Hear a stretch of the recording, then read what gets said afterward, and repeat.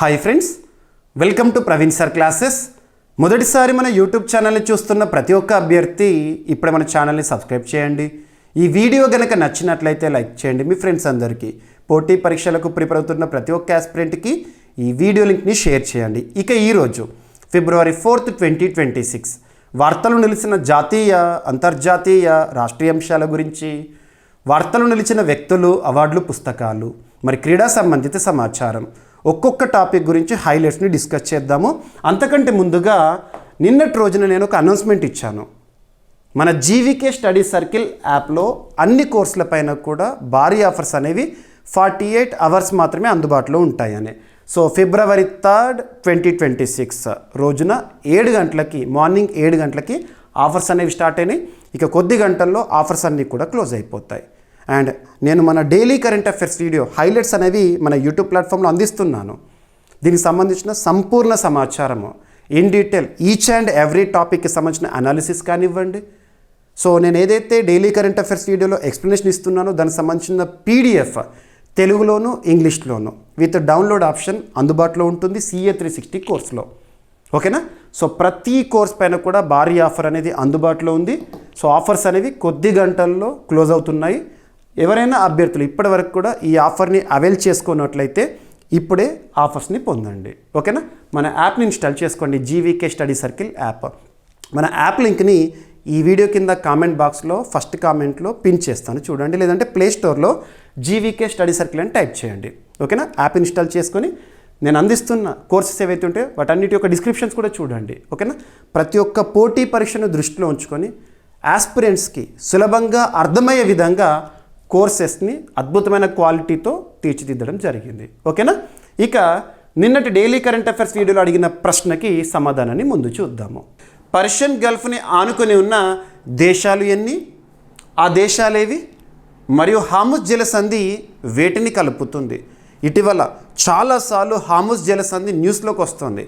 కారణం ఏంటంటే Iran last year June నెలలో ఇరాన్ ఏం చెప్పింది అంటే హార్ముజ్ జలసంధిని మూసివేస్తామని చెప్పేసేసి అప్పుడు ప్రపంచవ్యాప్తంగా కూడా ఒక చర్చ అనేది దీనిపైన జరిగింది.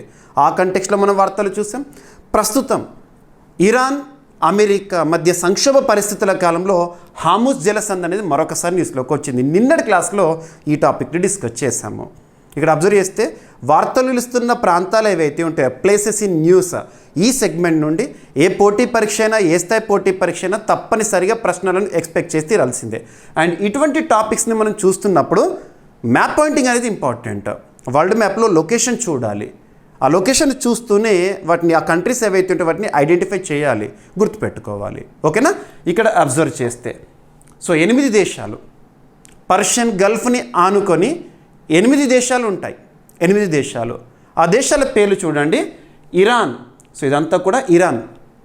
ఇరాన్ రాజధాని వచ్చేసి టెహ్రాన్, గుర్తుపెట్టుకోండి. కొత్త రాజధాని మ్యాక్రోన్ అని చెప్పేసి న్యూస్లో ఉంది ప్రస్తుతానికి, అది అప్రస్తుతం. సో ఇరాన్ ఒక దేశం. నెక్స్ట్ ఇరాక్ క్యాపిటల్ వచ్చేసి బాగ్దాద్. ఇక నెక్స్ట్ వచ్చేసేసి కువైట్ క్యాపిటల్ వచ్చేసి కువైట్ సిటీ. నెక్స్ట్ వచ్చేసేసి బహ్రెయిన్. పర్షియన్ గల్ఫ్ని ఆనుకుని ఉన్న దేశాల్లో బహ్రెయిన్ ఒకటి. బహ్రెయిన్ క్యాపిటల్ వచ్చేసి మనామా. ఇక నెక్స్ట్ వచ్చేసేసి ఖతార్ 5వ దేశం Qatar. Doha is the capital. So ఇంకొక కంట్రీ వచ్చేసేసి సౌదీ అరేబియా క్యాపిటల్ వచ్చేసి రియాద్. 6 అయిపోయినాయి కదా. Next United Arab Emirates, group of 7 Emirates. So capital వచ్చేసి అబుదాబి ఈ ప్రాంతంలో. ఇకపోతే నెక్స్ట్ ఒమన్ క్యాపిటల్ వచ్చేసి మస్కట్. ఈ 8 దేశాల పేర్లు గుర్తుపెట్టుకోండి, తప్పనిసరిగా గుర్తుపెట్టుకోండి. పర్షియన్ గల్ఫ్కి ఏ వైపున ఏ దేశం ఉందో ఖచ్చితంగా గుర్తుపెట్టుకొని తీరాల్సిందే. ఇకపోతే ఈ ప్రాంతం ఉంది కదా, ఇది హార్ముజ్ జలసంధి, హార్ముజ్ స్ట్రేట్. మనం జాగ్రఫీ సబ్జెక్ట్లో భాగంగా స్ట్రేట్, తెలుగులో జలసంధి అర్థం ఏంటి? 2 వాటర్ బాడీస్ ఏవైతే ఉంటాయో, 2 సముద్ర ప్రాంతాలను కలిపే ఒక సన్నని మార్గం అని చెప్పవచ్చు. మరి హార్ముజ్ జలసంధి అనేది వేటిని కలుపుతుంది అంటే పర్షియన్ గల్ఫ్ని గల్ఫ్ ఆఫ్ ఒమన్తో, లేదంటే పర్షియన్ గల్ఫ్ని అరేబియన్ సీతో కలిపే ఒక స్ట్రేట్. Very very important. ఒకవేళ ఈ హార్ముజ్ జలసంధి పైన ఏదైనా నిర్ణయం ఇరాన్ తీసుకుందనుకోండి, ఒకవేళ హార్మోజ్ జలసంధిని నిజంగానే క్లోజ్ చేసింది అనుకోండి, అంత ఈజీ కాదు. భారత్ పైన ఖచ్చితంగా ప్రభావం పడే అవకాశాలు ఉంటాయి. పక్కన పెట్టండి. సో ప్రశ్న సమాధానము మీకు ఏదైతే ఎక్స్ప్లెనేషన్ ఇస్తున్నానో ఆ ఎక్స్ప్లెనేషన్ కంప్లీట్గా మీకు పీడిఎఫ్లో కూడా అందుబాటులో ఉంటుంది. మన CA 360 కోర్సులో రోజు కూడా పీడిఎఫ్స్ అప్లోడ్ చేస్తున్నాను. సో వార్తల్లో నిలిచిన కరెంట్ అఫైర్స్ అన్నిటిని కూడా డిస్కస్ చేస్తూ, వార్తల్లో నిలిచిన ఒక టాపిక్ని సబ్జెక్ట్కి లింక్ చేస్తూ, దానికి సంబంధించిన స్టాటిక్ పార్ట్ ఏదైతే ఉంటుందో అడిషన్గా ఇస్తూ, ఆ తర్వాత పీడిఎఫ్ని కూడా ఇస్తున్నాను. పీడిఎఫ్ తెలుగు మీడియం అభ్యర్థుల కోసం తెలుగులో ఉంటుంది, ఇంగ్లీష్ మీడియం అభ్యర్థుల కోసం ఇంగ్లీష్లో ఉంటుంది. సో డౌన్లోడ్ చేసుకోండి, చదవండి. ఫైన్. ఇలా వార్తలు నిలిచిన ప్రాంతాలు ఇటీవల కాలంలో మనం నల్ల సముద్రం గురించి చూసాము, మీకు ఎక్స్ప్లెయిన్ చేశాను. ఎర్ర సముద్రం గురించి చూసాము, ఎక్స్ప్లెయిన్ చేశాను. సో ఇవన్నీ కూడా ఇంపార్టెంట్. ఓకేనా? ఫైన్. నిన్ను అడిగిన ప్రశ్నకి సమాధానం Persian Gulf, very very important, focus చేయండి. ఓకేనా? ఇక నెక్స్ట్ ఈరోజు ఫస్ట్ టాపిక్ని కూడా వార్తలు నిలిచిన ప్రాంతంగా చెప్తున్నాను. ఈరోజు మీరు అన్ని వార్తాపత్రికల్లో కూడా చూసుంటారు, ఒక అగ్నిపర్వతం అనేది బద్దలవ్వడం వార్తలు నిలిచింది. ఇటీవల కాలంలో తరచూ బద్దలవుతూ చుట్టుపక్కల ప్రాంతాలకి సమస్యాత్మకంగా మారి వార్తల్లోకి వచ్చిన అగ్నిపర్వతాలు ఏవైతే ఉంటాయో, వాల్కెనో ఎరప్షన్స్ ఏవైతే ఉంటాయో వాటిని చూడండి. వాల్కెనో పేరు, ఆ వాల్కెనో ఏ కంట్రీలో ఉంది అంటే ఏ ప్రాంతంలో ఉంది, ఎనఫ్. ఓకేనా? ఇటీవల అగ్నిపర్వతాల విషయానికి వస్తే అత్యధిక సార్లు ఇండోనేషియా వార్తల్లోకి వచ్చింది. ఇండోనేషియా, ఎందుకు ఇండోనేషియాలో ఎక్కువగా అగ్నిపర్వతాలు ఉంటాయంటే పసిఫిక్ రింగ్ ఆఫ్ ఫైర్, ఆ ప్రాంతంలోని ఒక దేశం, దీవి సమూహము. అక్కడ చాలా సెమురు కానివ్వండి, సినబంగ్ కానివ్వండి, లెవటోబి, లకీ కానివ్వండి, ఇలా చాలా అగ్నిపర్వతాలు చూసాము. లాస్ట్ వీక్ రష్యాకి సంబంధించిన ఒక యాక్టివ్ వాల్కెనో యాక్టివ్గా న్యూస్లోకి వచ్చింది, షివెలిచ్ వాల్కెనో. దాని గురించి డిస్కస్ చేశాను లాస్ట్ వీక్. సో ఇప్పుడు ఒక అగ్నిపర్వతం ఫ్యూగో వాల్కెనో, ఫ్యూగో అగ్నిపర్వతం, ఫ్యూగో వాల్కెనో అనేది ఎరప్షన్తో న్యూస్లోకి వచ్చింది. అగ్నిపర్వతం బద్దలైంది. ఓకేనా? అది ఎక్కడ ఉంది అంటారు. సో గటెమాలా దేశంలోని ఒక యాక్టివ్ వాల్కెనో. గుర్తుపెట్టుకోండి, అగ్నిపర్వతము డైరెక్ట్గా గుర్తుపెట్టుకోండి. అగ్నిపర్వతం పేరు వచ్చేసేసి ఫ్యూగో. ఏ దేశంలో ఉంది అంటే గటెమాలా దేశంలో ఉంది. ఎనఫ్. ఫైన్. సో యాక్టివ్గా ఈరోజు న్యూస్లో ఉంది. సో దానికి సంబంధించి మీకు ఇన్ఫర్మేషన్ ఇస్తున్నాను. ఇదంతా కూడా ఒకసారి జస్ట్ చూడండి అంతే. కానీ పోటీ పరీక్షల కోణంలో డైరెక్ట్ పాయింట్ ఏమడుగుతారంటే ఇటీవల తరచూ బద్దలవుతూ చుట్టుపక్కల ప్రాంతాలకి సమస్యాత్మకంగా మారి వార్తల్లోకి వచ్చిన ఫ్యూగో వాల్కెనో ఎక్కడ ఉంది? గటెమాలా. వార్తలు నిలిచిన ఏదైనా ఒక దేశం గురించి చూస్తున్నప్పుడు లొకేషన్ చూపిస్తున్నాను మీకు. దానికి సంబంధించిన స్టాటిక్ పార్ట్, క్యాపిటల్ ఏంటి, కరెన్సీ ఏంటి, ఇటువంటివి కూడా మీకు చెప్తున్నాను. ఎనఫ్. సో సెంట్రల్ అమెరికా ప్రాంతం, సో మధ్య అమెరికా అంటాం కదా. సో నార్త్ సౌత్ మధ్య ప్రాంతము. మధ్య అమెరికాలో అత్యంత క్రియాశీల అగ్నిపర్వతాల్లో ఒకటైన గటెమాలా దేశంలోని వాల్కన్ డి ఫ్యూగో అగ్నిపర్వతం ఇటీవల తీవ్ర విస్ఫోటనానికి లోనైంది, అంటే ఎరప్షన్తో న్యూస్లోకి వచ్చింది. ఓకేనా? సరిపోతుంది. ఎనఫ్. సో అగ్నిపర్వతం. ఇక నెక్స్ట్ వచ్చేసేసి గటెమాలాకి సంబంధించి. సో గటెమాలా క్యాపిటల్ వచ్చేసి గటెమాలా సిటీ, మరియు కరెన్సీ వచ్చేసి గటెమాలన్ క్వెట్జల్. Currencies important. పోటీ పరీక్షల్లో కరెంట్ అఫైర్స్ పాయింట్ ఆఫ్ వ్యూలో క్వశ్చన్స్ అడుగుతూనే కొన్ని స్టేట్మెంట్స్ ఇస్తున్నారు. ఆ స్టేట్మెంట్స్లో స్టాటిక్ పార్ట్ని కానివ్వండి, సబ్జెక్ట్ని కానివ్వండి, కన్సర్న్ సబ్జెక్ట్ సంబంధించిన ఒక సెంటెన్స్ని కానీ ఇస్తున్నారు. ఓకేనా? మీకు ఏ విధంగానైతే నేను ప్రతి టాపిక్ వార్తలో నిలిచిన అంశాన్ని డిస్కస్ చేస్తున్నానో అదే విధంగా చూడండి. రానున్న ఏ పోటీ పరీక్షను, ఏ స్థాయి పోటీ పరీక్షను కరెంట్ అఫైర్స్ కోణంలో 100% సాధించడంతో పాటు జనరల్ స్టడీస్లో మ్యాక్సిమం స్కోర్ చేయగలుగుతారు. ఎనఫ్. ఓకేనా? Right. Pacific ring of fire ప్రాంతంలో ప్రపంచంలోని సుమారు 75% క్రియాశీల అగ్నిపర్వతాలు ఉన్నాయి. ఎనఫ్. ఇక నెక్స్ట్ వచ్చేసేసి రక్షణ రంగానికి సంబంధించి. ఈరోజు రక్షణ రంగానికి సంబంధించి 2 టాపిక్స్ న్యూస్లో ఉన్నాయి. అభ్యర్థులకు ప్రతిసారి చెప్తున్నాను, కరెంట్ అఫైర్స్లో భాగంగా ప్రతిరోజు అట్లీస్ట్ 1 or 2 టాపిక్స్ డిఫెన్స్ రిలేటెడ్గా మనం చూస్తున్నాం, అబ్జర్వ్ చేస్తున్నాం. రానున్న ఏ పోటీ పరీక్షన, ఏ స్థాయి పోటీ పరీక్షన డిఫెన్స్ రిలేటెడ్గా ఎక్కువ మొత్తంలో ప్రశ్నలను చూసే అవకాశం ఉంది. మరి రక్షణ రంగానికి సంబంధించి 6 సెగ్మెంట్స్గా నేను టాపిక్స్ ఇస్తున్నాను. రక్షణ రంగంలో 6 సెగ్మెంట్స్ అంటున్నాను. వార్తలు నిలుస్తున్న విన్యాసాలు, ఎక్సర్సైజెస్ ఇన్ న్యూస్, వార్తలు నిలుస్తున్న రక్షణ రంగ నివేదికలు, డిఫెన్స్ రిలేటెడ్ రిపోర్ట్స్, వార్తలు నిలుస్తున్న రక్షణ రంగ దిగుమతులు, డిఫెన్స్ ఇంపోర్ట్స్. ఇటీవల కాలంలో భారతదేశంలో రక్షణ అవసరాలను ఉద్దేశించి డిఫెన్స్ అక్విజిషన్ కౌన్సిల్ వేటికి ఆమోద ముద్ర వేసింది. మరియు డిఫెన్స్ ఎంఓయూస్ ఒప్పందాలు మరియు భారతదేశంలో తయారవుతున్న రక్షణ రంగానికి సంబంధించిన ఆయుధాలు, వెపన్స్ కానివ్వండి, రాకెట్స్ కానివ్వండి అండ్ ఎట్సెట్రా. సో ఈ 6 సెగ్మెంట్స్లో కూడా మనకు మోస్ట్ ఇంపార్టెంట్ విన్యాసాలు, వార్తలు నిలుస్తున్న విన్యాసాలపైన తప్పనిసరిగా ప్రశ్న ఉంటుంది. మరి ఏదైనా ఒక విన్యాసం గురించి పోటీ పరీక్షల కోణంలో ఏ పాయింట్స్ని గుర్తుపెట్టుకోవాలంటే, ఫస్ట్ వచ్చేసి వార్తలు నిలిచిన విన్యాసం పేరేంటి, ఆ విన్యాసం యొక్క పేరు, ఆ విన్యాసంలో పార్టిసిపెంట్ కంట్రీస్ ఎన్ని దేశాలకు సంబంధించింది, సో ఎన్ని, ఆ నంబర్ గుర్తుపెట్టుకోండి. నెక్స్ట్ వచ్చేసేసి ఆ దేశాల పేర్లేంటి, ఆ దేశాలేవి, ఆ దేశాల పేర్లు. నెక్స్ట్ వచ్చేసి ఈ సంవత్సర విన్యాసానికి ఆతిథ్య ప్రాంతం ఏంటి, ఆతిథ్య దేశం ఏది, మరియు త్రివిధ దళాల్లో ఈ విన్యాసం ఎవరికి సంబంధించింది, ఆర్మీ, నేవీ, ఎయిర్ ఫోర్స్ అలా చూస్తాం కదా. నెక్స్ట్ వచ్చేసి ఈ సంవత్సర విన్యాసము ఎన్నవ ఎడిషన్ నెంబర్ ఉంటుంది, కొన్నింటికి ఎడిషన్ నెంబర్ ఉంటుంది, ఇయర్ నెంబర్ ఇస్తారు. నెక్స్ట్ వచ్చేసి చరిత్రలో ఫస్ట్ టైం మొట్టమొదటిసారి ఈ పేరుతో విన్యాసం ఎప్పుడు స్టార్ట్ అయింది, ఏ ఇయర్లో స్టార్ట్ అయింది. ఎనఫ్.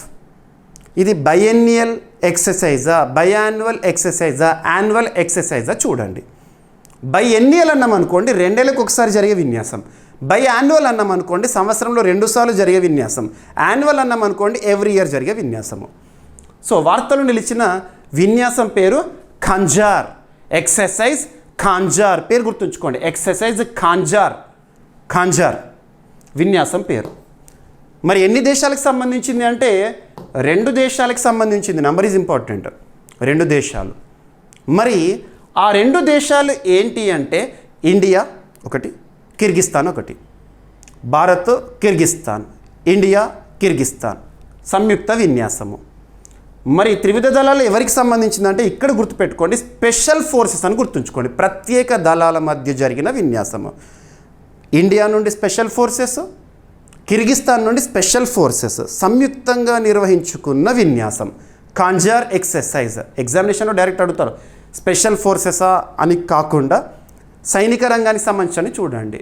ఖాంజార్ ఎక్సర్సైజ్ అనేది భారత్, కిర్గిస్తాన్ 2 దేశాలకు సంబంధించిన సంయుక్త సైనిక విన్యాసం. ఎనఫ్. విన్యాసం ఏ దేశాల మధ్య అయితే జరుగుతుందో ఆయా దేశాల్లో ఒక్కొక్క దేశం ఒక్కొక్కసారి ఆతిథ్యం ఇస్తుంది. ఉదాహరణకి ఇది 2 దేశాలకు సంబంధించింది కదా, ఒకసారి కిర్గిస్తాన్ ఆతిథ్యం ఇస్తే నెక్స్ట్ టైం భారత్ ఆతిథ్యం ఇస్తుంది, నెక్స్ట్ టైం మళ్ళీ కిర్గిస్తాన్, అలా ఆల్టర్నేట్గా జరుగుతూ ఉంటుంది. కిర్గిస్తాన్ అంటే సెంట్రల్ ఏషియన్ కంట్రీస్లో ఒకటి, గుర్తుపెట్టుకోండి. సో కిర్గిస్తాన్ మీకు లొకేషన్ చూడండి, ఓకేనా. ఇకపోతే ఇండియా, కిర్గిస్తాన్. ఇకపోతే చరిత్రలో మొదటిసారి ఈ ఖంజార్ పేరుతో విన్యాసం ఎప్పుడు జరిగింది అంటే 2011లో. సో 2011. మరి ఈ సంవత్సరము ఎన్నవ ఎడిషన్ అంటే 13వ ఎడిషన్, సో 13th ఎడిషన్ గుర్తుపెట్టుకోండి. ఎనఫ్. మరి ఈసారి ఆతిథ్యం ఇచ్చింది భారత్ ఆతిథ్యంలో ఎక్సర్సైజ్ ఖంజార్, భారత్ ఆతిథ్యంలో. మరి భారతదేశంలోని ఏ రాష్ట్రంలో జరిగింది అంటే అస్సాం రాష్ట్రంలో జరిగింది అని కాదు, ఈరోజు ప్రారంభమైంది. ఈరోజు February 4th కదా, ఈ రోజు నుండి ప్రారంభమైన విన్యాసం గుర్తుపెట్టుకోండి, ఎగ్జామినేషన్లో అడగవచ్చు, ఓకేనా. సింపుల్గా ఈ విధంగా చదవండి. ఏ టాపిక్నైనా కూడా మనం ఏ విధంగా చదువుతాం, ఏ విధంగా నేర్చుకుంటాం అనే దానిపైనే మన ప్రిపరేషన్ ఆధారపడి ఉంటుంది. ఎంత టఫ్ టాపిక్ అయినా సరే సింపుల్గా నేర్చుకోవాలి. మీకు అదే విధంగా నేను ప్రతి టాపిక్ని ఎక్స్ప్లెయిన్ చేస్తున్నాను, మీరు కూడా అదే విధంగా చూడండి. ఫైన్. ఇక మీకు చెప్పిందంతా కూడా స్క్రిప్ట్లో ఇస్తాను. మరి ఇలాంటి విన్యాసాల యొక్క ఉద్దేశం ఏంటంటే ఆ పార్టిసిపెంట్ కంట్రీస్ మధ్య ఇంటరాపరబిలిటీ లేదా కోఆపరేషన్, సైనిక రంగానికి లేదా రక్షణ రంగానికి సంబంధించిన సహకారంలో భాగంగా, ఓకేనా. ఇటీవల కాలంలో వార్తలు నిలిచిన విన్యాసాలు ఏవైతే ఉంటే వాటన్నిటి కూడా ఒక్కసారి గుర్తు చేసుకోండి. రీసెంట్గా దోస్తీ ఎక్సర్సైజ్ గురించి డిస్కస్ చేయడం జరిగింది, అలాంటివి. సో ఖంజార్ ఎక్సర్సైజ్ భారత్ మరియు కిర్గిస్తాన్ మధ్య నిర్వహించే 13th ఎడిషన్, ఓకేనా. ఈ సంవత్సరం న్యూస్లో ఉంది. February 4th ఈరోజు ప్రారంభమైంది, February 17th వరకు జరుగుతుంది. వేదిక ఏంటి, అస్సాంలోని మిసామరి అనే ప్లేస్లో. అస్సాం అని గుర్తుంచుకోండి, భారత ఆతిథ్యం గుర్తుంచుకోండి. ఎనఫ్. అండ్ ఇంకొకటి, మన యూట్యూబ్ ఛానల్ ఏదైతే ఉంటుందో మీకు నేను ప్రతిరోజు కూడా డైలీ కరెంట్ అఫైర్స్ కంప్లీట్ వీడియోని మన యాప్లో ఇస్తున్నాను. CA360 2026 కోర్సులో కంప్లీట్ ఇన్ఫర్మేషన్ ఇస్తున్నాను. లాస్ట్ ఇయర్ మీకు నేను 2025 ఇయర్ రౌండ్ ఆఫ్ సిరీస్లో భాగంగా డిఫెన్స్ రిలేటెడ్గా ఒక వీడియో ఇచ్చాను. మీకు యూట్యూబ్ ప్లాట్ఫామ్లో అందుబాటులో ఉంటుంది. 2025 సంవత్సరంలో వార్తలు నిలిచిన అన్ని విన్యాసాలను కూడా జస్ట్ ఒక 40 మినిట్స్లో చెప్పాను. అరౌండ్ ఒక 50 ఎక్సర్సైజెస్. సో నేను ఇందాక ఒక విన్యాసం గురించి ఎలా అయితే చదవాలని చెప్పానో ఆ పాయింట్స్ అన్నీ కవర్ చేస్తూ ఒక్కసారి వీడియో చూడండి. మన యూట్యూబ్ ప్లాట్ఫామ్లో ఉంటుంది, చూడండి. ఫైన్. నెక్స్ట్ వచ్చేసి ఈ విన్యాసంలో భారత సైన్యానికి చెందిన స్పెషల్ ఫోర్సెస్ సంబంధించిన పారా రెజిమెంట్ స్పెషల్ ఫోర్సెస్ మరియు కిర్గిస్తాన్ స్కార్పియన్ బ్రిగేడ్కు చెందిన ఎలైట్ స్పెషల్ ఫోర్సెస్ పాల్గొన్నాయి. ఇవన్నీ అవసరం లేదు. ఏ దళము, ఏ రెజిమెంట్, పారా రెజిమెంటా ఇవన్నీ అని కాకుండా స్పెషల్ ఫోర్సెస్ అని గుర్తుంచుకోండి. ఎనఫ్. ఫైన్. సో అడుగుతారు. నెక్స్ట్, ఆధునిక యుద్ధ సవాళ్లను దృష్టిలో పెట్టుకొని ఉగ్రవాద వ్యతిరేక చర్యలు, పట్టణ యుద్ధము, ప్రత్యేక ఆపరేషన్లు, సమన్వయ వ్యూహాలపై సంయుక్త శిక్షణ ఇవ్వబడుతుంది. ఇందులో ఎనఫ్. ఎప్పుడు ప్రారంభమైందన్నాను? 2011లో ఈ ఖాంజార్ ఎక్సర్సైజ్ అనేది ప్రారంభమైంది. Right. Bharat Kyrgyzstan. Enough. So Kyrgyzstan సంబంధించి బేసిక్ ఇన్ఫర్మేషన్. కిర్గిస్తాన్ క్యాపిటల్ వచ్చేసేసి బిష్కెక్. సో ఏదైనా ఒక దేశం గురించి మీకు చెప్తున్నప్పుడు క్యాపిటల్ చెప్తున్నాను, కరెన్సీ చెప్తున్నాను, అక్కడ ఎవరు అధికారంలో ఉన్నారు కూడా చెప్తున్నాను. సో కరెన్సీ వచ్చేసి కిర్గిస్తాన్ కరెన్సీ వచ్చేసి కిర్గిస్తానీ సోమ్. అక్కడ ప్రస్తుతం అధ్యక్షుడిగా, దేశాధినేతగా సాదిర్ జపరోవ్ గారు ఉన్నారు. సాదిర్ జపరోవ్ గుర్తుపెట్టుకోండి. ఓకేనా. మరి భారతదేశంలో ఏదైనా ఒక రాష్ట్రం గురించి మనం చూస్తున్నప్పుడు, వార్తల్లో చూస్తున్నప్పుడు, కరెంట్ అఫైర్స్లో భాగంగా ఒక రాష్ట్రం పేరు చూస్తున్నప్పుడు ఆ రాష్ట్రానికి సంబంధించి బేసిక్స్ ఏం చెప్తున్నాను? ఆ రాష్ట్రంలో ముఖ్యమంత్రి ఎవరు, ప్రభుత్వం ఎవరిది ఉంది, గవర్నర్ ఎవరు, ఈ పాయింట్స్ చెప్తున్నాను. మరి అస్సాం రాష్ట్రంలోకి ఈ విన్యాసము. సో ఇక్కడ అబ్జర్వ్ చేస్తే అస్సాంలో ప్రస్తుతము బీజేపీ అధికారంలో ఉంది. Dispur is the capital. Himanta Biswa Sharma గారు ముఖ్యమంత్రిగా ఉన్నారు. గవర్నర్ లక్ష్మణ్ ప్రసాద్ ఆచార్య గారు విధులు నిర్వర్తిస్తున్నారు. ఎనఫ్. ఇక నెక్స్ట్, రక్షణ రంగానికి సంబంధించి ఇంకొక టాపిక్ కూడా ఈరోజు న్యూస్లో ఉంది, చాలా ఇంపార్టెంట్. ఈ సక్సెస్ఫుల్ ప్రయోగంతో, ఈ విజయవంతమైన ప్రయోగంతో భారత్ కొన్ని దేశాల సరసన చేరింది. ఒక క్షిపణి ప్రయోగము.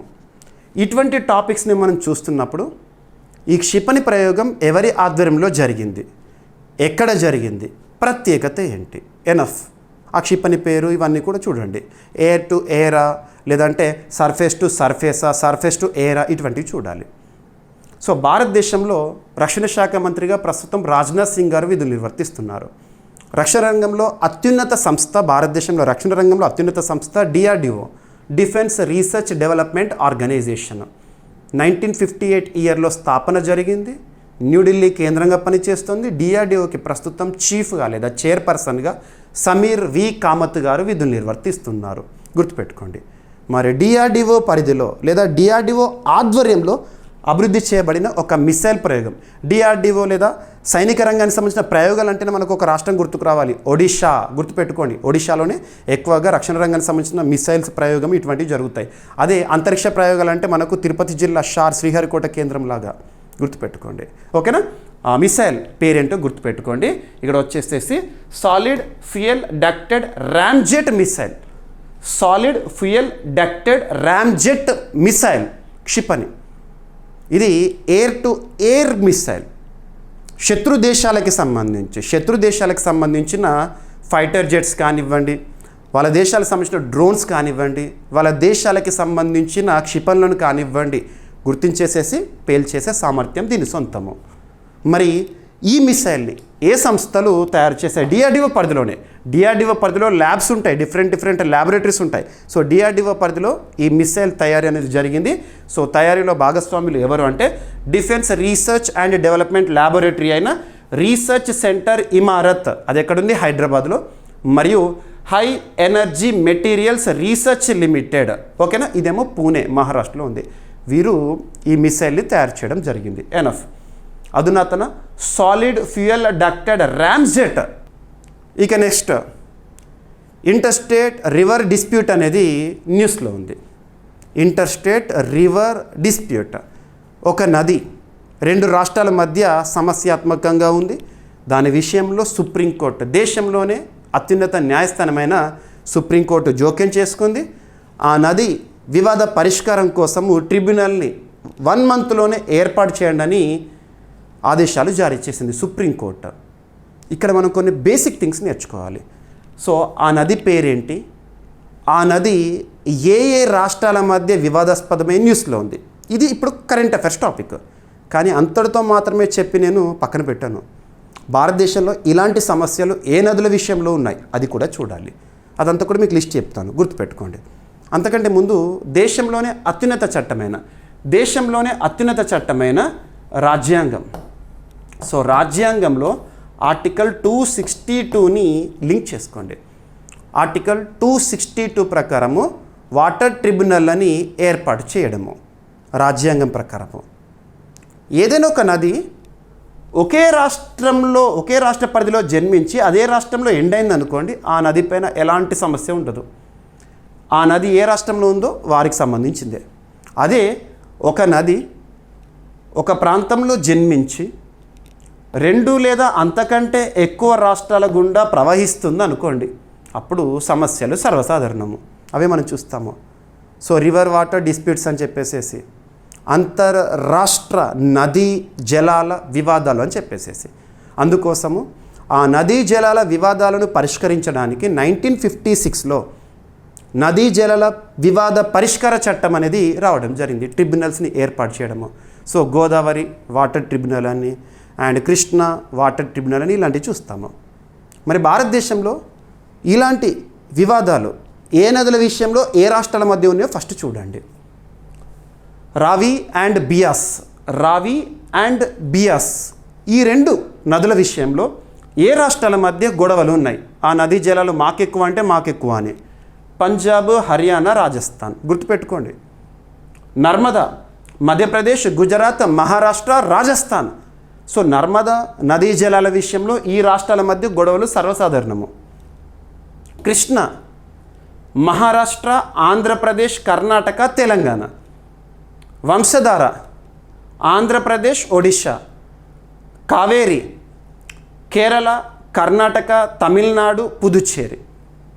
గోదావరి మహారాష్ట్ర, ఆంధ్రప్రదేశ్, కర్ణాటక, మధ్యప్రదేశ్, ఒడిశా. మహానది ఛత్తీస్గఢ్, ఒడిశా. అండ్ మహదాయి గోవా, మహారాష్ట్ర, కర్ణాటక. పెరియార్ అనేది తమిళనాడు, కేరళ.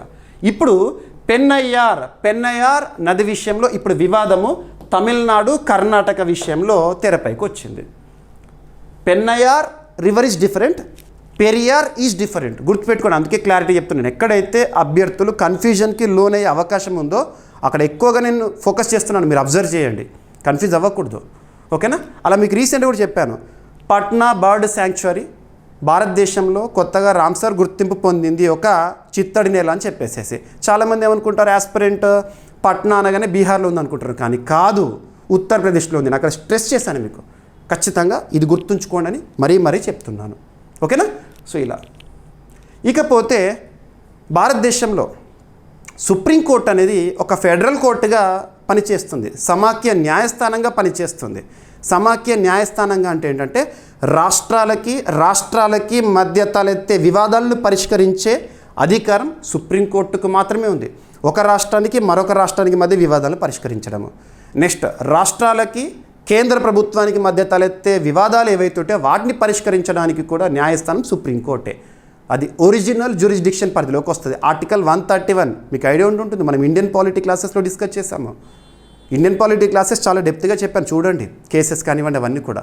ఓకేనా? సో ఇక్కడ మీరు నేర్చుకోవాల్సింది ఈ నదుల పేర్లు, ఏ రాష్ట్రాల మధ్య వివాదము, అండ్ ఇప్పుడు వివాదం అనేది తెరపైకి వచ్చింది.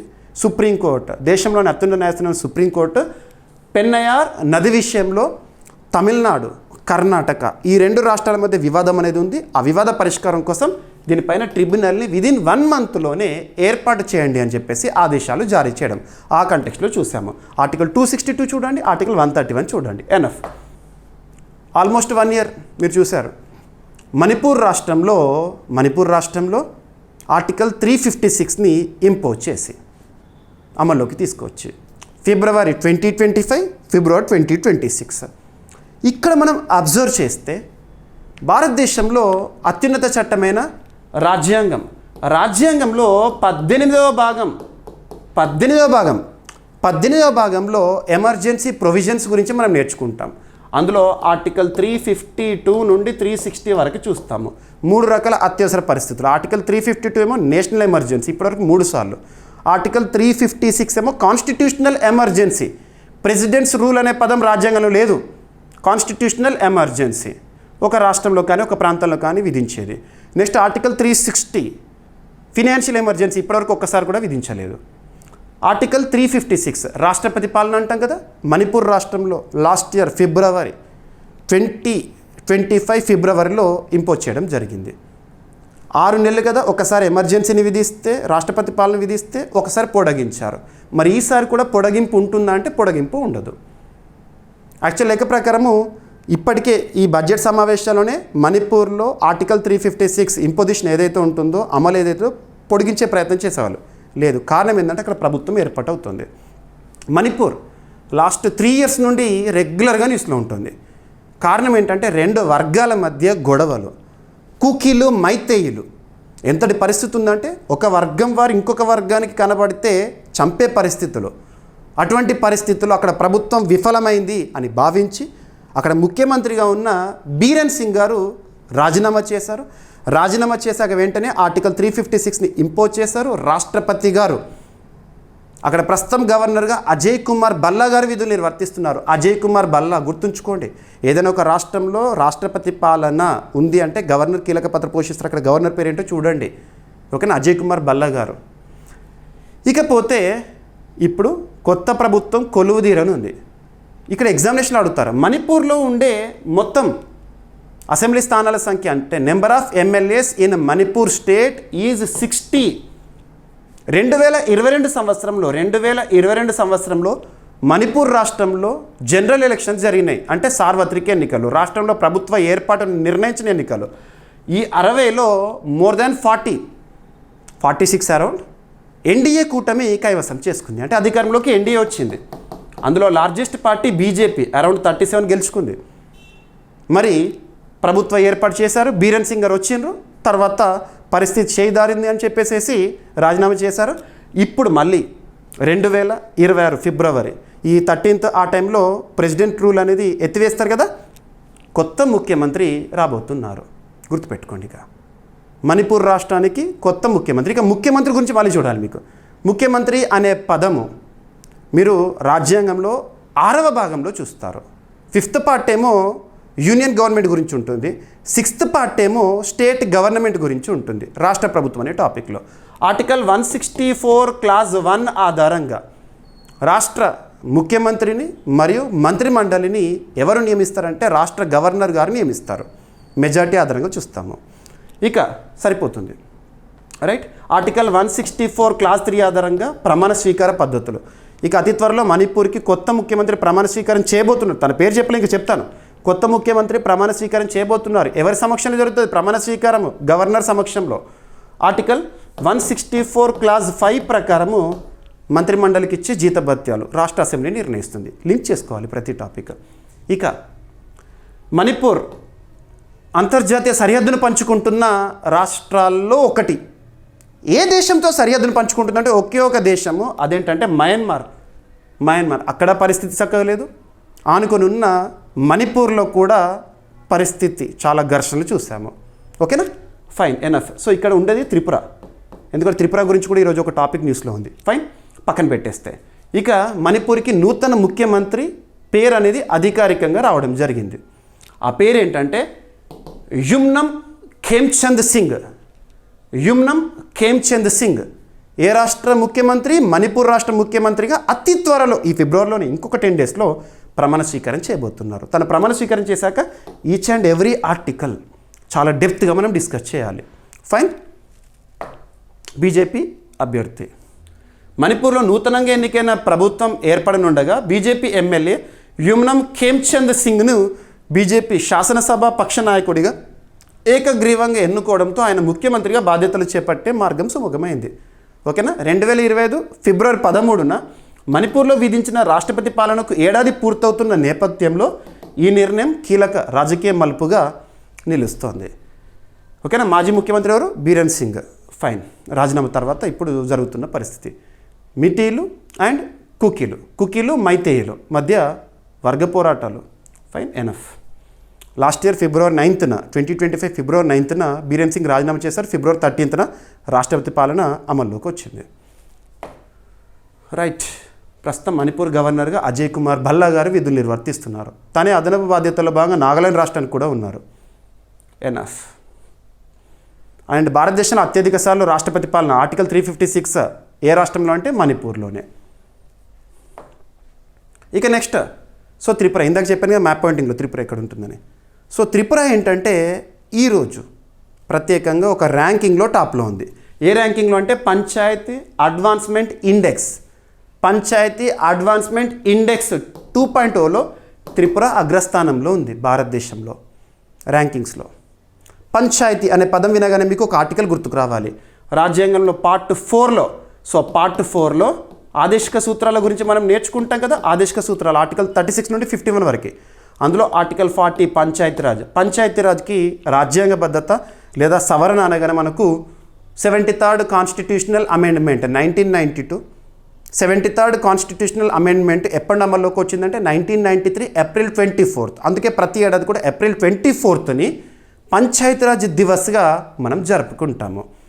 73rd కాన్స్టిట్యూషనల్ అమెండ్మెంట్ రాజ్యాంగంలో 11వ షెడ్యూల్ జోడించింది. 29 అధికారాలు ఉంటాయి. ఎనఫ్. ఇక మాణిక్ సాహా గారు అక్కడ ముఖ్యమంత్రిగా ఉన్నారు. ఎన్డీఏ అధికారంలో ఉంది. సో పంచాయత్ అడ్వాన్స్మెంట్ ఇండెక్స్లో త్రిపుర టాప్ పొజిషన్లో ఉందంట. పంచాయతీ విషయంలో అద్భుతమైన అమలు చేయడం ఇటువంటివి. రైట్. ఇక నెక్స్ట్ గుజరాత్ రాష్ట్రానికి సంబంధించిన ఒక టాపిక్. దేశంలోనే రెన్యూవబుల్ ఎనర్జీ సెక్టార్లో గుజరాత్ టాప్లో ఉందంట. రెన్యూవబుల్ ఎనర్జీ ప్రస్తుతం ప్రపంచాన్ని నడిపిస్తుంది పునరుత్పాదక శక్తి లేదా రెన్యూవబుల్ ఎనర్జీ. రెన్యూవబుల్ ఎనర్జీలో భాగంగా మనం అబ్జర్వ్ చేస్తే సౌరశక్తి ఉంటుంది, విండ్ ఎనర్జీ ఉంటుంది, ఇటువంటివి. ఇకపోతే అండ్ అట్సెట్రా. ఇక భారతదేశము ఎక్కువగా సౌరశక్తి పైన ఫోకస్ చేస్తుంది. సౌరశక్తి అందుకోసం మనం చూస్తే 2024 సంవత్సరంలో ప్రత్యేకంగా పిఎం సూర్య గారు ప్రధానమంత్రి ముఫ్త్ బిజ్లీ యోజన అనే ఒక ఇనిషియేటివ్ కానివ్వండి. గతంలో 2015లో international solar alliance Bharat France సహకారంతో అమల్లోకి వచ్చింది. ఇటువంటివి రూఫ్ టాప్ సోలార్ ప్యానల్స్ ఇన్స్టాలేషనే పిఎం సూర్య గారు ముఫ్త్ బిజ్లీ యోజన. ఇవన్నీ కూడా కలిపి ఇప్పుడు గుజరాత్, రాజస్థాన్ ఇటువంటి విషయంలో ఈ రాష్ట్రాల విషయంలో రెన్యూవబుల్ ఎనర్జీ విషయంలో అగ్రస్థానంలో నిలుపుతున్నాయి. ఇక్కడ అబ్జర్వ్ చేస్తే ప్రస్తుతం ministry of new and renewable energy concern minister ఎవరంటే ప్రహ్లాద్ జోషి గారు.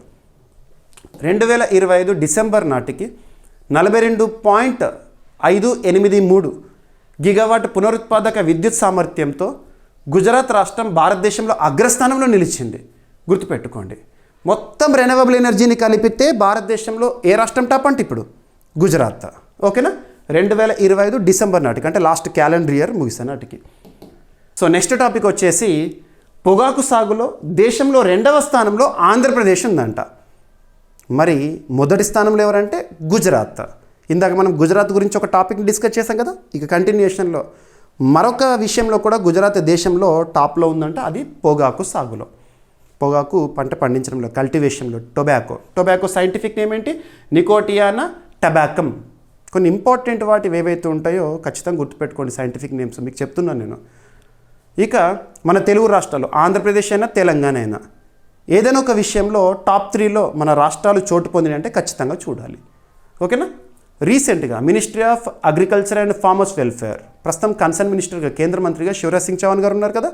పార్లమెంట్కి సమర్పించిన నివేదికల్లో గణాంకాల ఆధారంగా ఈ టాపిక్ సోర్స్ మీరు పిఐబి ప్రెస్ ఇన్ఫర్మేషన్ బ్యూరో కానివ్వండి, న్యూస్ ఆన్ ఎయిర్ కానివ్వండి చూసారనుకోండి ఈ టాపిక్ కనబడుతుంది మీకు. ప్రతి టాపిక్ని కూడా అఫీషియల్ సోర్స్ ఉంటే తీసుకుంటున్నాను. గణాంకాలు కూడా. దేశంలో పొగాకు అధికంగా సాగు చేసే రాష్ట్రాల్లో ఫస్ట్ గుజరాత్, సెకండ్ మన తెలుగు రాష్ట్రమైన ఆంధ్రప్రదేశ్ నిలిచాయని చెప్పారు. 2024-25లో ఆంధ్రప్రదేశ్లో 1.39 లక్షల హెక్టార్లలో పొగాకు సాగు జరగగా 3.13 లక్షల టన్నుల ఉత్పత్తి నమోదైందంట.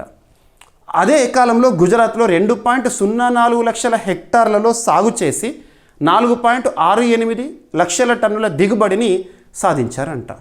ఓకేనా. So Gujarat top, second AP. హెక్టార్కు సగటు దిగుబడి ఆంధ్రప్రదేశ్లో 2.25 టన్నులు, గుజరాత్లో 2.29 టన్నులు కాగా జాతీయ సగటు 2.11. నేషనల్ యావరేజ్తో కంపేర్ చేస్తాను ఈ రెండు రాష్ట్రాలని కూడా. 2023-24తో పోలిస్తే 2024-25లో ఆంధ్రప్రదేశ్లో పొగాకు సాగు విస్తీర్ణము 65.47%, ఉత్పత్తి 56.52%. మరి ఎందుకు నేను 2024-25 ఆర్థిక సంవత్సరం చెప్తున్నానంటే అది కంప్లీట్ ఇన్ఫర్మేషన్ మనకు అందుబాటులో ఉంటుంది. ప్రస్తుతం మనం 2025-26 ఆర్థిక సంవత్సరంలోను, ఆర్థిక సంవత్సరం ముగియలేదు కదా, ఇది ముగిసిన తర్వాత మళ్ళీ చూడాలి. Fine, right. So ministry of agriculture and farmers welfare ఏ సంవత్సరంలో ప్రారంభమైంది? మంత్రిత్వ శాఖ 1985. ప్రస్తుతం శివరాజ్ సింగ్ చౌహాన్ గారు మంత్రిగా, కేంద్ర మంత్రిగా విధులు నిర్వర్తిస్తున్నారు. ఇక నెక్స్ట్ ట్రేడ్ అంటే వాణిజ్యం, ఎగుమతులు దిగుమతులు. ఏ దేశమైనా కూడా ఎక్కువగా ఎగుమతులపైన ఫోకస్ చేస్తుంది, దిగుమతులను తగ్గించుకునే ప్రయత్నం చేస్తుంది. ఇలా ఎగుమతులు పెరుగుతూ దిగుమతులను మనం తగ్గించుకున్నాం అనుకోండి, ఫారెక్స్ వాల్యూ పెరుగుతుంది. విదేశీ మారక నిల్వలు అంటాము, అది పెరగాలంటే ఎగుమతులు పెంచుకోవాలి, దిగుమతులను తగ్గించుకోవాలి. ఇక ట్రేడ్ అంటే రెండు దేశాలకు సంబంధించి. ఇక్కడ భారత్ చైనా రెండు దేశాల మధ్య వాణిజ్యం అంటే రెండు దేశాల మధ్య ఎగుమతులు దిగుమతుల మొత్తం వాల్యూని చూడాలి, ఒక రికార్డ్ అంట. సో ఈరోజు మీరు అబ్జర్వ్ చేస్తే బ్రేకింగ్ న్యూస్గా చూస్తారు. ఈరోజు February 4th కదా, ఈరోజు బ్రేకింగ్ న్యూస్గా ఈ టాపిక్ వచ్చింది. ఇక నెక్స్ట్ వార్తలు నిలిచిన ఒక సదస్సు. మీకు ప్రతిసారి చెప్తున్నాను, ఏదైనా ఒక సమ్మిట్ లేదా సదస్సు లేదా కాన్ఫరెన్స్ న్యూస్లో ఉంది అంటే ఆ సదస్సు పేరేంటో చూడండి, ఎవరు నిర్వహిస్తున్నారు, ఎక్కడ నిర్వహిస్తున్నారు, ఏ తేదీల్లో నిర్వహణ, థీమ్ ఏంటి, దాని యొక్క ఉద్దేశం ఏంటి, ఆ సదస్సు యొక్క ఉద్దేశం ఏంటి, సరిపోతుంది. ఈ 5-6 పాయింట్లు చూస్తే చాలు. సో చదివే విధానమే సింపుల్గా గుర్తుంచుకోండి. మీరు అబ్జర్వ్ చేస్తే February 3వ తేదీ అంటే నిన్నటి రోజు అధికారికంగా ప్రారంభమైన వరల్డ్ గవర్నమెంట్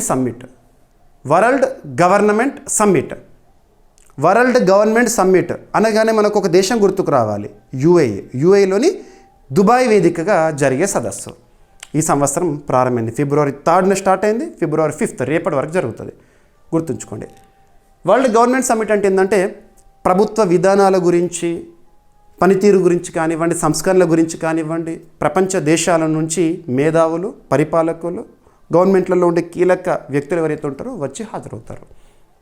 సో ఇక్కడ అబ్జర్వ్ చేస్తాం. మరి ఈ సంవత్సరం వరల్డ్ గవర్నమెంట్స్ సమ్మిట్ థీమ్ ఏంటి అంటారు. సో షేపింగ్ ఫ్యూచర్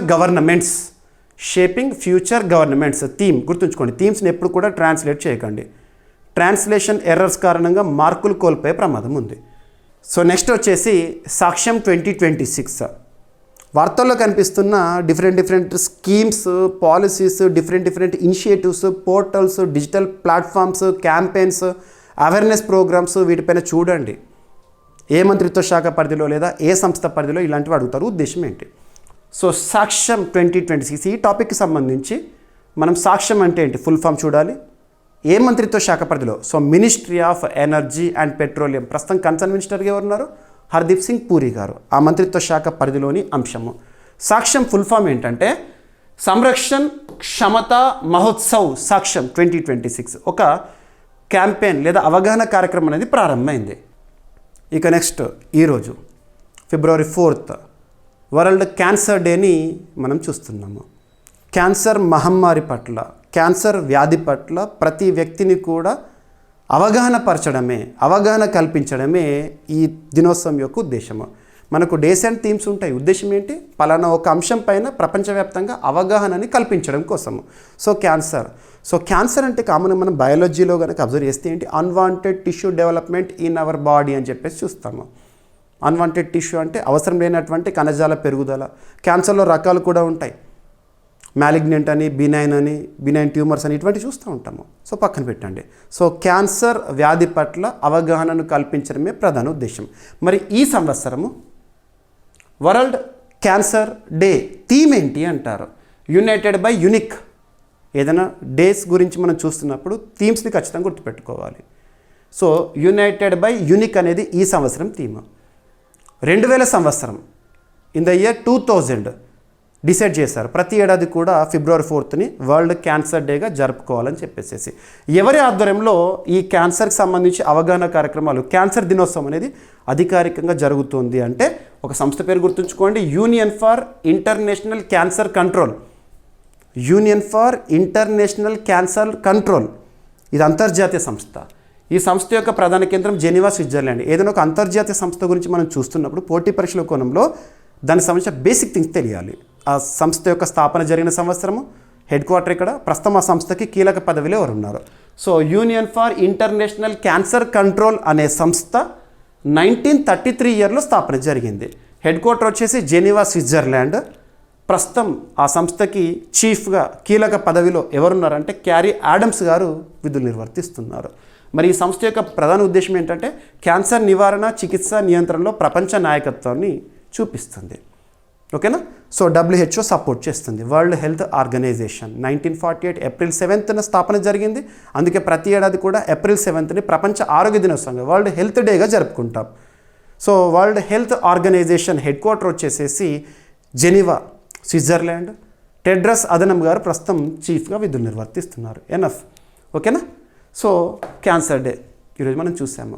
ప్రతి సంవత్సరం ఫిబ్రవరి 4వ తేదీన ప్రపంచ క్యాన్సర్ దినోత్సవాన్ని నిర్వహించడం జరుగుతుంది. దీని లక్ష్యం క్యాన్సర్ నివారణ, ముందస్తు గుర్తింపు, ఎర్లీ డిటెక్షన్. ఏదైనా మనకు బాడీలో కొంత సిమ్టమ్స్ కనబడ్డప్పుడే మనం డయాగ్నోసిస్కి వెళ్ళామనుకోండి, పరీక్షలు చేయించుకున్నాం అనుకోండి, ఎర్లీ స్టేజ్లో కనుక గుర్తిస్తే మ్యాక్సిమం మన ప్రాణాలు కూడా కాపాడుకోవచ్చు కొన్ని సందర్భాల్లో, ఎంతటి సివియారిటీ ఉన్నా. సమర్థ చికిత్సపై ప్రజల అవగాహన కల్పించడం అనేది ఉద్దేశము. క్యాన్సర్ అనే శరీరంలోని కొన్ని కణాలు నియంత్రణ లేకుండా అన్వాంటెడ్ టిష్యూ డెవలప్మెంట్ అన్నాను కదా, గుర్తుపెట్టుకోండి. ఓకేనా. ఎనఫ్. 2000 సంవత్సరం ఫిబ్రవరి 4న ఫ్రాన్స్ రాజధాని ప్యారిస్లో world cancer summit for the new millennium నిర్వహించబడింది. ఈ సమావేశంలో యునెస్కో అప్పటి డైరెక్టర్ జనరల్ మరియు ఫ్రాన్స్ అధ్యక్షుడు కలిసి ప్యారిస్ చార్టర్ అగేనెస్ట్ క్యాన్సర్పై సంతకాలు చేశారు. ఈ చారిత్రక సమావేశానికి గుర్తుగా ప్రతి ఏడాది కూడా ఫిబ్రవరి 4ని ప్రపంచ క్యాన్సర్ దినోత్సవంగా నిర్వహించాలని గుర్తించడం జరిగింది ఈ సంస్థ. ఎనఫ్. ఇక క్యాన్సర్ గురించి చెప్పాలంటే రీసెంట్గా ఒక సూపర్లేటివ్ టాపిక్ని మన డైలీ కరెంట్ అఫైర్స్ వీడియోలో డిస్కస్ చేసాము. సూపర్లేటివ్ అంటే ఏంటి? మొట్టమొదటి, తొలి, అతిపెద్ద, అతి చిన్న, అతి పొడవైన, ఇలాంటి ప్రత్యేక పదాలతో కూడిన కరెంట్ అఫైర్స్ సూపర్లేటివ్స్. మన తెలుగు రాష్ట్రమైన ఆంధ్రప్రదేశ్ దేశంలోనే మొట్టమొదటి రాష్ట్రంగా వార్తల్లో ఉంది. ఏ విషయంలో వార్తల్లో ఉంది? క్యాన్సర్ని నోటిఫైయబుల్ డిసీజ్గా గుర్తించిన భారతదేశంలోని మొట్టమొదటి రాష్ట్రం మన ఆంధ్రప్రదేశ్. అందులో భాగంగా రీసెంట్గా క్యాన్సర్ అట్లాస్ని కూడా రిలీజ్ చేసింది ఆంధ్రప్రదేశ్ రాష్ట్ర ప్రభుత్వము, నారా చంద్రబాబు నాయుడు గారు. ఆ క్యాన్సర్ అట్లాస్ ప్రకారము ఆంధ్రప్రదేశ్ రాష్ట్రంలో కాకినాడలో అత్యధిక క్యాన్సర్ కేసులు ఉన్నాయి. క్యాన్సర్ అట్లాస్ని రిలీజ్ చేయడం జరిగింది. ఇది ఇంపార్టెంట్. ఓకేనా. కాకినాడలో దాదాపు 8101 క్యాన్సర్ కేసులు ఉన్నాయంట. ఇక్కడ మీరు గుర్తుంచుకోవాల్సింది, ఈరోజు క్యాన్సర్ డే కాబట్టి లింక్ చేస్తున్నాను.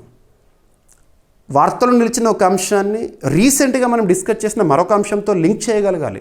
కరెంట్ అఫైర్స్ని జనరల్ స్టడీస్తో లింక్ చేయాలి, కరెంట్ అఫైర్స్ని స్టాటిక్ పార్ట్తో లింక్ చేయగలగాలి, కరెంట్ అఫైర్స్తో కూడా లింక్ చేయగలగాలి. ఇలా చదివితే మనకి ఏ టాపిక్ అయినా గుర్తుంటుంది. అదేవిధంగా మీకు చెప్తున్నాను, నేను ఒక టాపిక్ ఉంది అంటే దాన్ని మ్యాక్సిమం ఎన్ని కోణాల్లో డిస్కస్ చేయాలో అన్ని కోణాల్లో డిస్కస్ చేస్తున్నాను. Fine, right. ఇక ఈరోజు టాపిక్స్ని క్విక్ రివిజన్ చేస్తే, సో నిన్నటి డైలీ కరెంట్ అఫైర్స్ వీడియోలో అడిగిన ప్రశ్నకి సమాధానాన్ని కంప్లీట్గా ఎక్స్ప్లెనేషన్ ఇవ్వడం జరిగింది.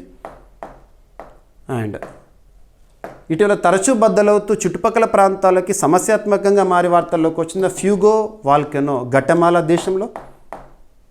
అండ్ ఎక్సర్సైజ్ కాంజార్ 13th ఎడిషన్ ఈరోజు ప్రారంభమైంది. ఈ విన్యాసం గురించి కంప్లీట్గా చూడండి, డిస్కస్ చేశాను.